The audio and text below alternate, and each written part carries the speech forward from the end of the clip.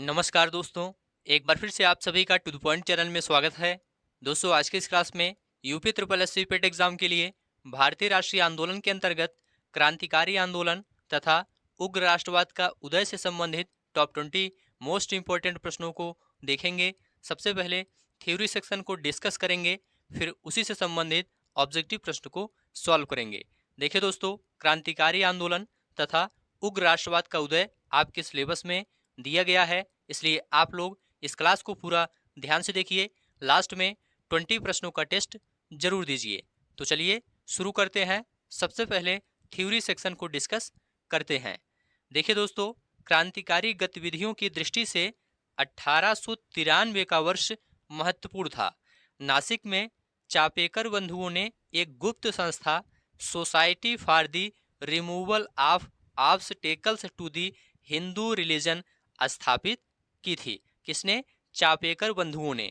भारत में पहली क्रांतिकारी घटना 22 जून 1897 को घटी थी, जब चापेकर बंधुओं ने पूना में प्लेग अधिकारियों एमहर्स्ट एवं रैंड की हत्या कर दी थी। चलिए आगे बढ़ते हैं। सभी तथ्य ध्यान से देखते हुए चलिए। बंगाल में पी मित्रा ने अनुशीलन समिति का गठन किया, जिसका उद्देश्य था खून का बदला खून। अनुशीलन समिति ने हेमचंद दास कानूनगो को पेरिस भेजा, जिसने रूसी क्रांतिकारी निकोलस समफ्रांस्की से बम बनाना सीखा था। आगे बढ़ते हैं। महाराष्ट्र में विनायक दामोदर सावरकर, वीर सावरकर ने 1904 में अभिनव भारत नामक संस्था स्थापित की थी। अभिनव भारत संगठन के सदस्य पी.एन. वापट बम बनाने की कला सीखने के लिए पेरिस गए थे। तो याद रखिएगा, अभिनव भारत नामक संस्था किसने स्थापित की थी? विनायक दामोदर सावरकर ने की थी 1904 में। वीर सावरकर ने मुक्त भारत समाज की भी स्थापना की थी। पूछा जाता है मुक्त भारत समाज की स्थापना किसने की थी? तो वीर सावरकर या विनायक दामोदर सावरकर ने मुक्त भारत समाज की स्थापना की थी। महाराष्ट्र में विनायक दामोदर सावरकर द्वारा स्थापित गुप्त समाज को मित्र मेला कहा जाता था। मित्र मेला ही 1904 में एक गुप्त सभा अभिनव भारत में परिवर्तित हो गया था। ठीक है, तो याद रखिएगा, मित्र मेला ही 1904 में एक गुप्त सभा अभिनव भारत में परिवर्तित हो गया था और महाराष्ट्र में विनायक दामोदर सावरकर द्वारा स्थापित गुप्त समाज को मित्र मेला कहा जाता था। महाराष्ट्र में क्रांतिकारी आंदोलन उभारने का श्रेय तिलक के पुत्र केसरी को जाता है। सभी तथ्य ध्यान से देखते हुए चलिए। तिलक ने 1893 में गणपति उत्सव एवं 1895 में शिवाजी उत्सव मनाना प्रारंभ किया था। वैलेंटाइन सिरोल ने बाल गंगाधर तिलक को भारतीय अशांति का जनक कहा था। याद रखिएगा, वैलेंटाइन सिरोल ने बाल गंगाधर तिलक को भारतीय अशांति का जनक कहा था।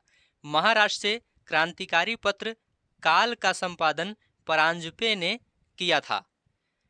प्रफुल्ल चाकी और खुदीराम बोस ने 30 अप्रैल 1908 को मुजफ्फरपुर के जज किंग्सफोर्ड की हत्या का प्रयत्न किया था। गलती से बम कैनेडी की गाड़ी पर गिरा दिया गया, जिससे 2 महिलाओं प्रिंगले की पत्नी एवं बेटी की मृत्यु हो गई थी।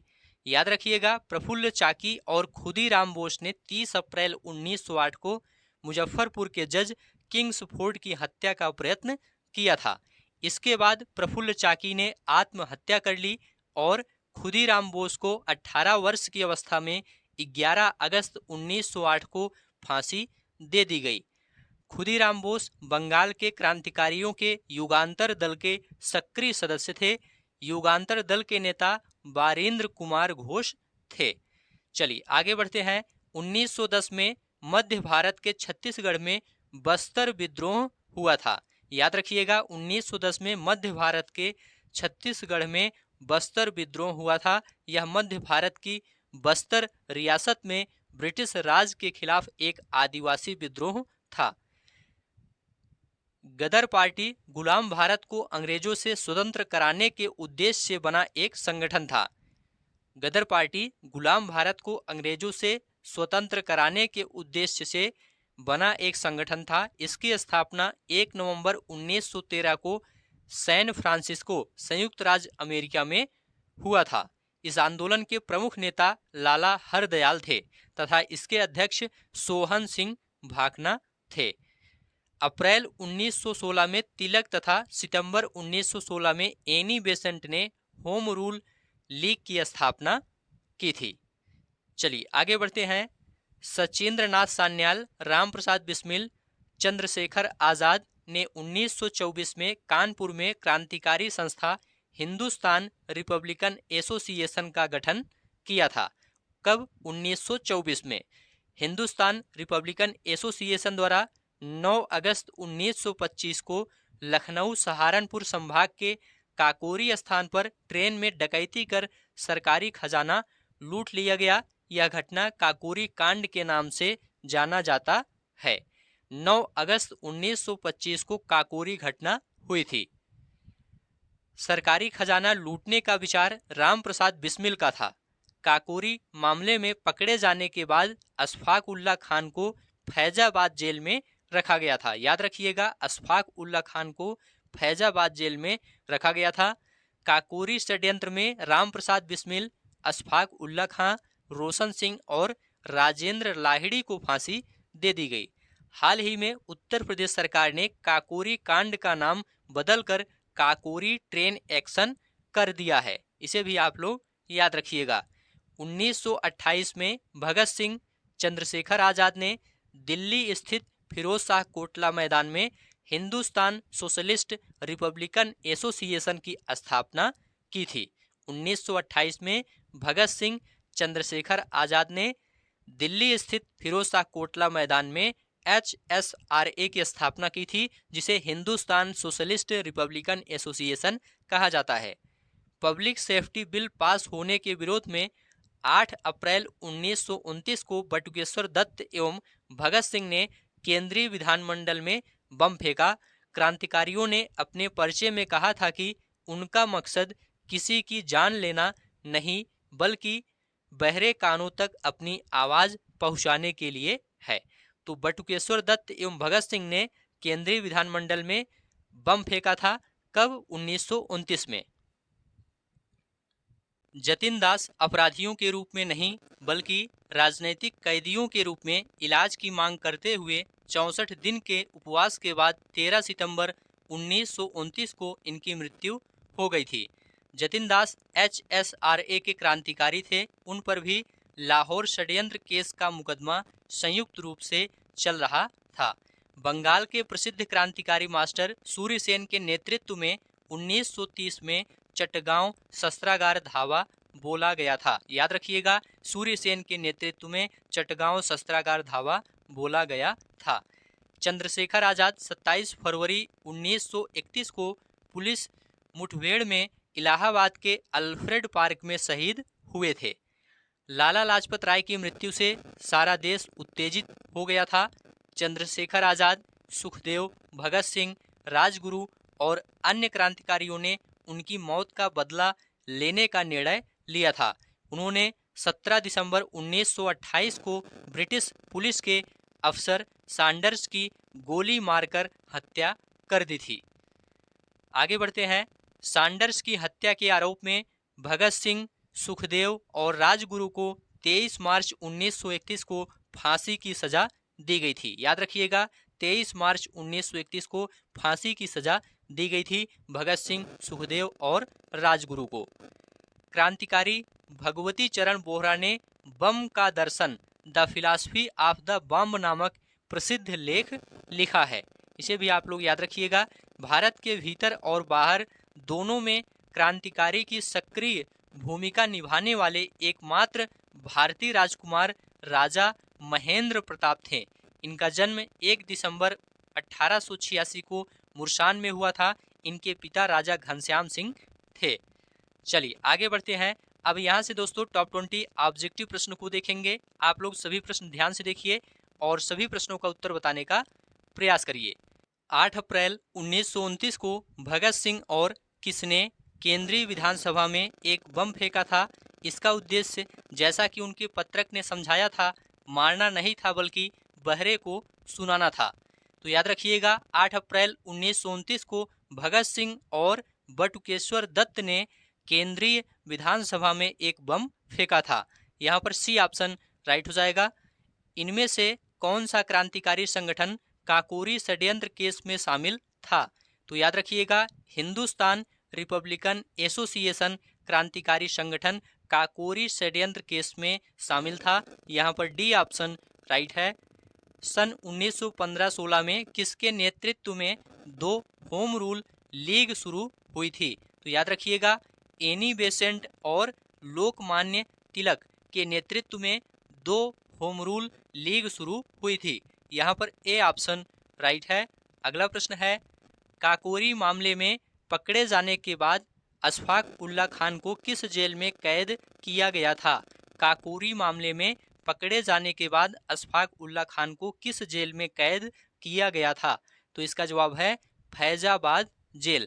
काकोरी मामले में पकड़े जाने के बाद अशफाक उल्ला खान को फैजाबाद जेल में कैद किया गया था।